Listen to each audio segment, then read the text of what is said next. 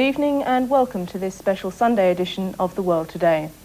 The bloodbath in China continues as what was once the spark of democracy turns into the raging fire of potential revolution, analysts predict. I'm Sally Bowman. Events began with the student movement, which started as a symbol of support for Zhao Ziyang, the most visible reformist after the death of former party General Secretary Hu Yaobang. The Chinese people called for the resignation of Li Peng, who represents the hardliners and ultimately China's helmsman, Deng Xiaoping. But the students stopped short of calling for the overthrow of the Chinese Communist Party, realizing that the upheaval of the party would leave a power vacuum that could lead to a state of civil war and outright anarchy. However, the bloodbath of last night and this morning will change history. The legitimacy of the party and the government has been placed in doubt, and the student movement may well turn into a full-scale revolution. Military strategists say that those in power could easily have resorted to milder measures to control or disperse the crowd. Instead, tanks were used to mow people down, and bullets brought people to their knees in bloody supplication. As Mao Zedong once said, waging a revolution is not like holding a banquet. In revolutions, people have to shed blood. The first question to be asked is, who in the hierarchy ordered the military to open fire on unarmed demonstrators who have shown no signs of violence to date? No one in the Communist Party has stepped forward to claim responsibility. The role of the military appears unclear. The whole of China is divided into 7 military regions. Will the commander in each region refuse orders to suppress demonstrations within his own jurisdiction? As it is, some of the 7 commanders have already refused to go to Beijing to attend an emergency meeting. It is understood that there may be some provincial support for Li Peng on one proviso, if order can be maintained in each individual province. For provinces such as Guangdong and Fujian, which have greater access to news from Hong Kong and abroad, can the public's strength of emotion be kept under control? Observers say that the Communist Party has missed a golden opportunity to introduce constitutional changes within the country. Should the issue be resolved by the National People's Congress, China will be able to transfer power to its legislature. And even though this may be a superficial gesture, the introduction of political reform would instigate a party reshuffle, similar to what has happened in the Soviet Union. In the words of Chairman Mao, a spark can lead to a prairie fire.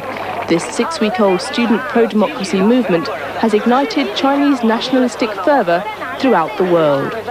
Joining us in our studio tonight are Professor Li Ngok, Director of Extramural Studies at Hong Kong University, and Miss Lau Poi King, Principal Lecturer at the Hong Kong Polytechnic. Welcome to The World Today.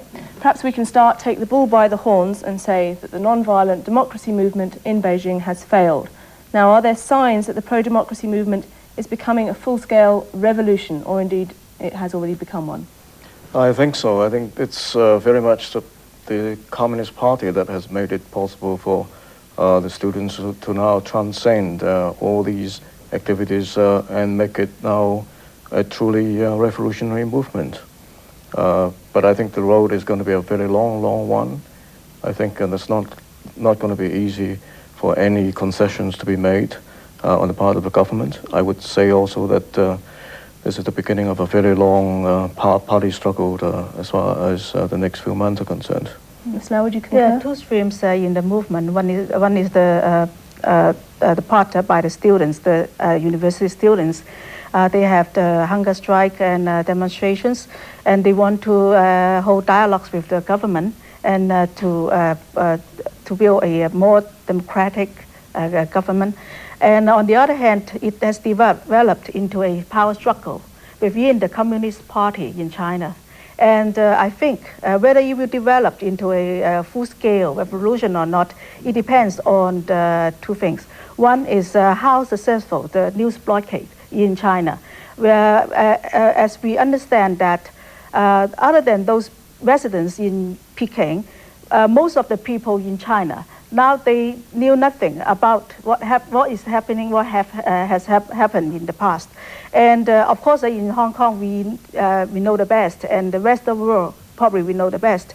And I think if we can break this news blockade, probably we can let the people in China to know what actually has happened, and that may make the people in the other part of China to react. And on the other hand, this kind of development will affect the power struggle within the Communist Party. I still believe at this stage, you cannot overthrow the whole Communist Party. All you can do is to overthrow the people now in power who started this kind of bloodshed suppression. And all we hope is to have some more open and democratic people in power. Well, of course, you mentioned the dissemination of information, and Hong Kong has a large part to play in that. If they are successful in spreading news of the crisis in Beijing, do you think that the population will perhaps produce a general strike on Monday or sometime next week in support of the students? I think there is a very great likelihood that the Beijing workers will initiate this process. I think as early as 1 week ago, there was already the threat from the unionists in charge of the steelworks in Beijing that if the government is not conceding to the demands of the students, which at that moment was rather modest, that they will resort to such action. I think this is a time that they will really think hard, and I believe that not only in Beijing but in Hong Kong you will see a chain reaction in reply to such suppressive measures on the part of government. I think the news will first spread out into the municipalities in China, like Guangdong, Guangzhou, Shanghai, all these major cities. And from these cities, the news will spread out to the other part, some local counties or even the rural areas. And it will take quite a long time. Well, you're a CPCC delegate to Guangdong. Have you had any feedback from residents there? Presumably they're receiving the Hong Kong news. Yes, I have heard that they asked the Guangdong government to support the central government, and the Guangdong government was forced to do that. And then they have to study, the speech by Li Peng. But as I understand that the people told me from Guangzhou, they said they didn't believe it, and they thought it was just nonsense. And so they say, well, we support the government, but at the same time, we don't think it works. That's what they said. Okay. Well, can we backtrack a little bit and talk about the events that happened this morning? We saw scenes before the first shooting broke out of troops being publicly humiliated, and reports this morning suggested that perhaps the orders to open fire came from within the military, high up in the military, rather than from the government. Do you think that's a possibility? Certainly. I think basically China has very little experience in crowd control, and this is the first time that they have to do that of that scale. Maybe in the Cultural Revolution period, but we have very little news of that or true records. But this time round, I think they mainly erred in the fact that they didn't know how to slowly escalate. In other words, it should start with tear gas. It's not necessary for them to fire openly, right directly on the crowd.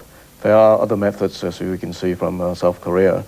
And it is this lack of experience, plus the fact that a lot of the troops are from the outside of the garrisons in Beijing, that we see all these mistakes being made. I think I agree that they don't have the experience, but they know exactly what they are doing because they have planned for it for a long time. Actually, in the about 2 days ago, they started to prepare themselves for this kind of suppression, and they even cheated the people, and they try to, for example, they put the arms on the street so that to hopefully that the students and the people, the civilians, they will take the gun and then start the fighting.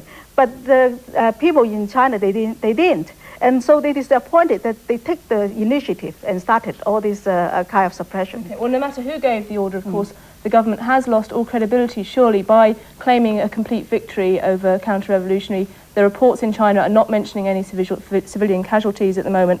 Since it does seem that it has lost its legitimacy to rule, how long can the party and the government survive with this hardline approach? I think the question of legitimacy has to be looked at from the inside of the party. It's a one-party dictatorship, so there is no other party that will take over and replace the Communist Party. What we can hope for is that with this bloodshed, the party will think twice about even more repressive measures and look sensibly at a possible way out, which would include certain concessions. But my reading of it is rather ugly. I think that this confirms the fact that the party struggle will go on for some time, and that we would not be able to see the supremacy of one single faction for a little while. I think the party organization is not quite as what we understand a political party should be. Actually, now the so-called central power of the party or the state council actually includes only 8 old men in the Central Consultative Committee, and a few in the Politburo.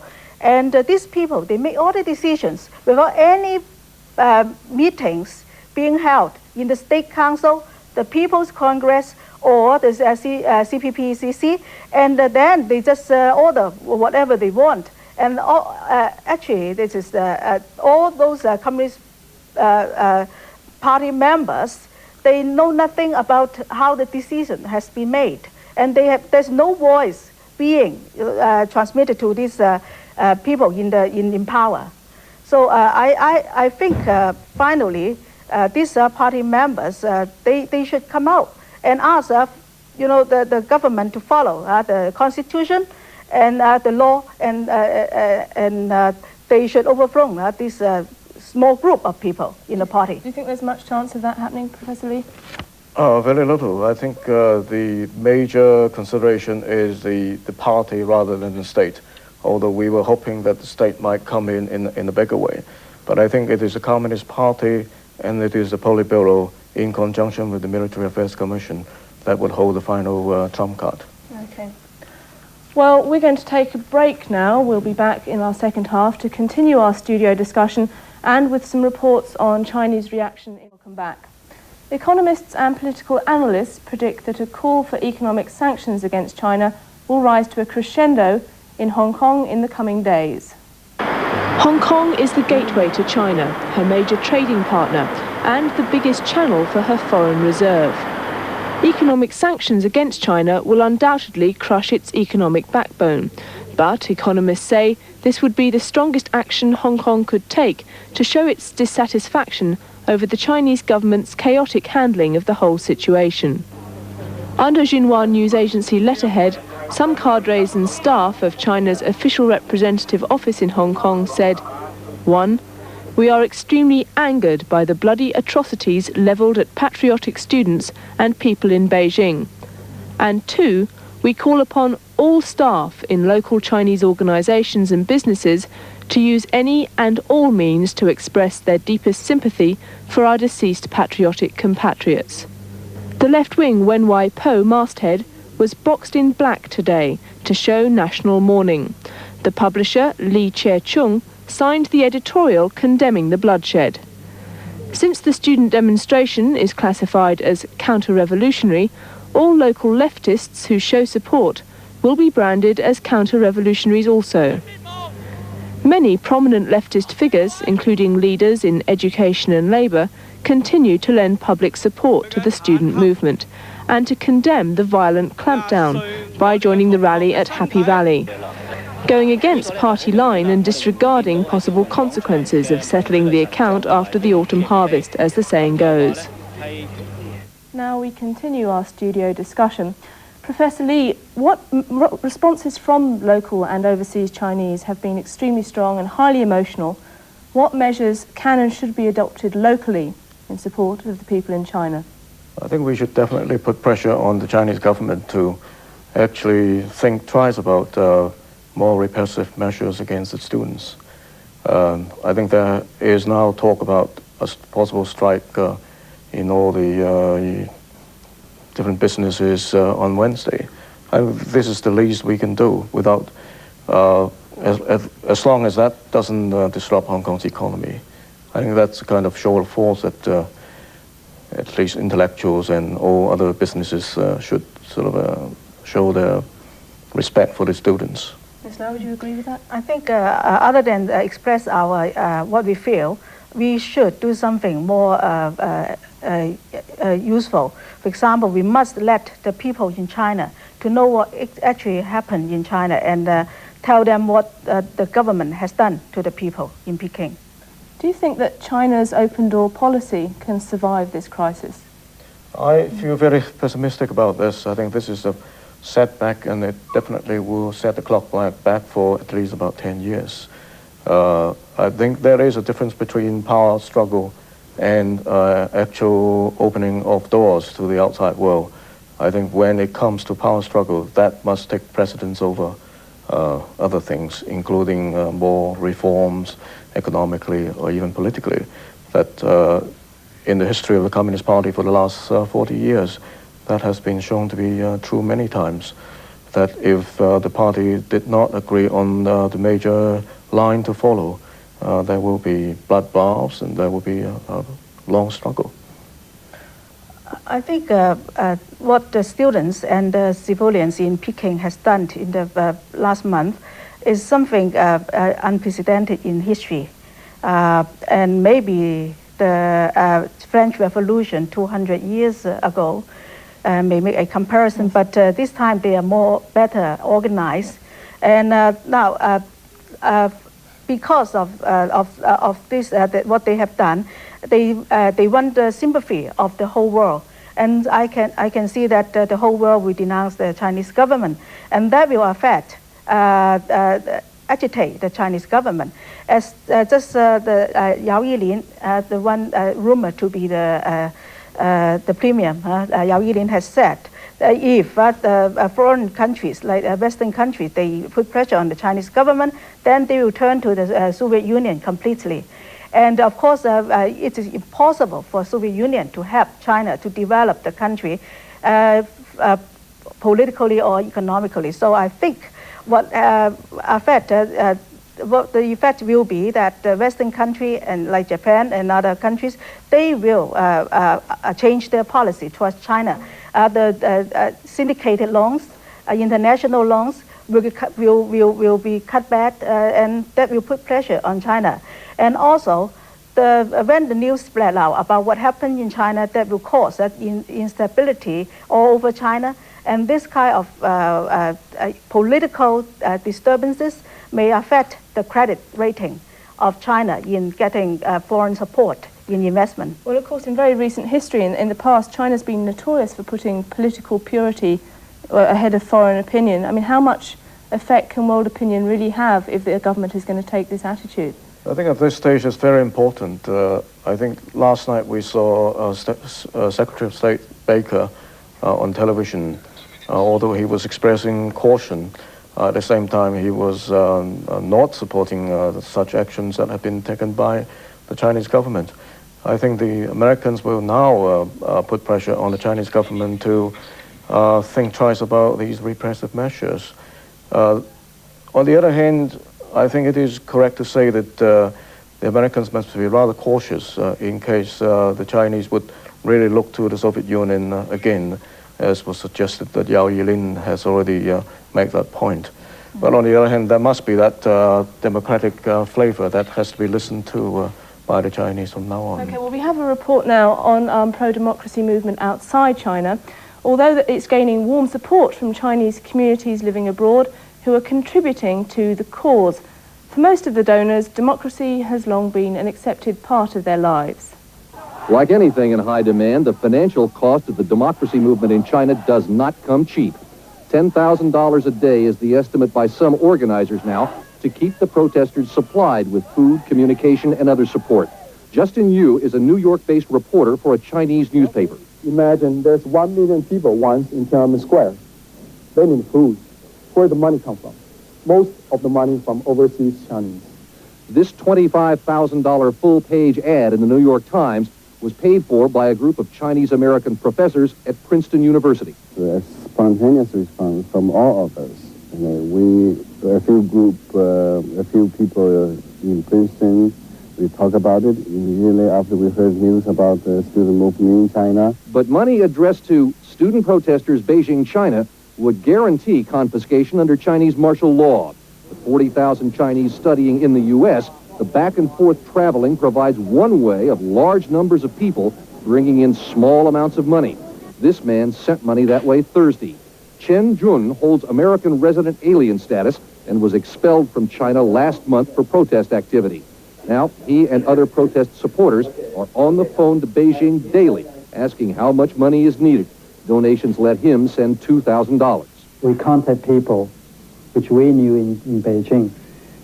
They are all foreigners, to provide money. When the students provide a receipt, then we would send the money to those foreigners' accounts immediately. In communities like New York's Chinatown, banks will send the money at the official exchange rate. But at storefronts where one employee has a desk, a fax machine, and a friend with a machine in Beijing, donations bring the black market rate of 3 to 4 times the official rate. They have people's army. We have armies of people. They have patrols, and we have channels. Various U.S. groups estimate $200,000 has been raised so far, and organizers say the money will continue as long as the protest and the struggle for democracy does. Well, on one hand, of course, we're sending money from Hong Kong and from abroad to support the students, and on the other hand, we're talking about maybe taking economic sanctions against China. Is there a danger, as has been argued, of course, in South Africa, that by employing economic sanctions against China, we're actually going to hurt the very people that we would wish to support? I think there is certainly that truth in that. But at the moment, the Chinese government will not be listening to good advice unless pressure is being put on it. And blood, which was shed last night, would not be wasted, as far as I can see. But the fight for democracy is going to be a very long path down the years before there is a good indication that the government will be again democratic about things.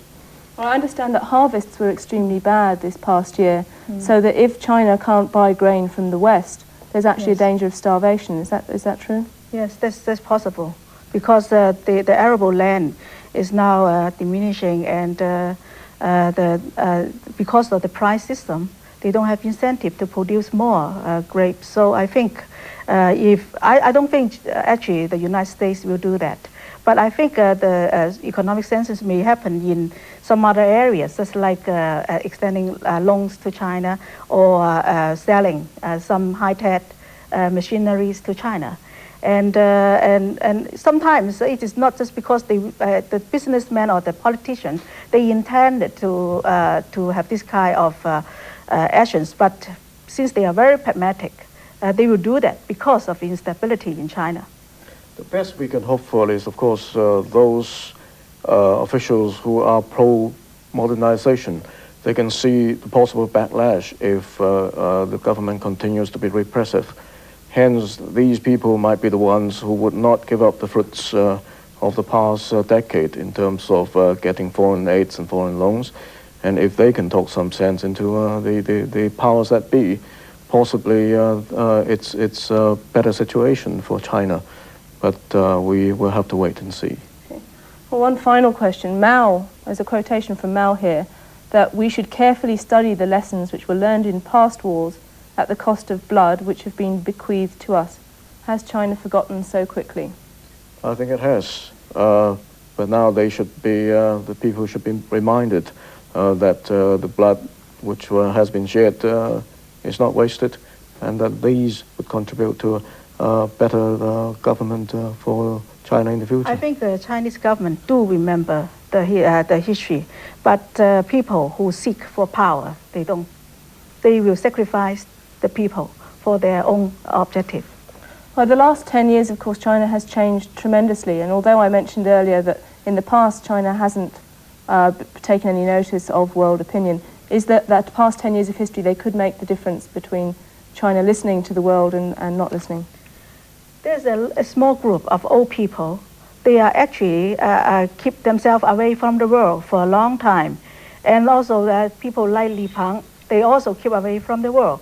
But the majority of the Chinese people, especially those intellectuals, Now they know much better about the world, about the new knowledge, and they don't think this way. That's how these demonstrations broke out.